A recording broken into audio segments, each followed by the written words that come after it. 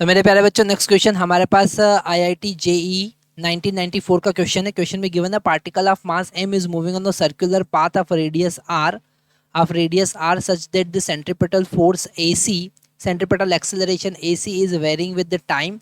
AC is equal to k square RT square, where k is a constant. The power delivered to the particle by the force acting on it.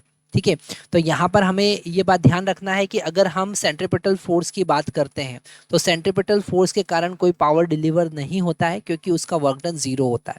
तो यहाँ पर जो centripetal force लग रहा है FC, उसके कारण कोई पावर डिलीवर नहीं होगा, पर इसका वेलोसिटी चूंकि कंटिन्यूसली वेरी कर रहा है। अगर हम सेंट्रीपिटल एक्सेलरेशन की बात करेंगे AC, तो यहाँ पर गिवन है a square k square r into T square, और इसको हम लिख सकते हैं v square divided by r, क्योंकि इंस्टेंटेनियस वेलोसिटी पर डिपेंड करता है सेंट्रीपिटल एक्सेलरेशन।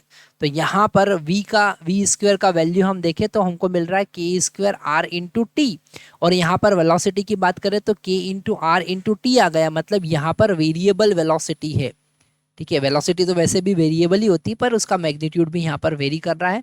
यहाँ पर जो टेंजेंशियल एक्सेलरेशन है वो भी वर्क कर रहा है। तो अगर हम टेंजेंशियल एक्सेलरेशन की बात करें तो वो होगा dv/dt, मतलब जो टेंजेंशियल एक्सेलरेशन होगा, जो उसके स्पीड को इंक्रीज कर रहा है, वो होगा k इंटू आर और t का डिफ्रेंशिएशन 1। तो यहाँ पर टेंजेंशियल एक्सेलरेशन होगा k इंटू आर, और जो ड्राइविंग फोर्स होगा, जो उसको रोटेट कर रहा है, जो उसकी स्पीड को बढ़ा रहा है, वो फोर्स होगा एम के इंटू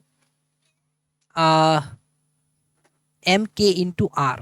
अब हमको ये बात पता है कि अगर हमको पावर फाइंड करना है तो फोर्स इंटू वेलोसिटी की बात करेंगे हम, और ये जो वेलोसिटी है ये इस फोर्स की डायरेक्शन में ही है, ये फोर्स टेंजेंशियल फोर्स है।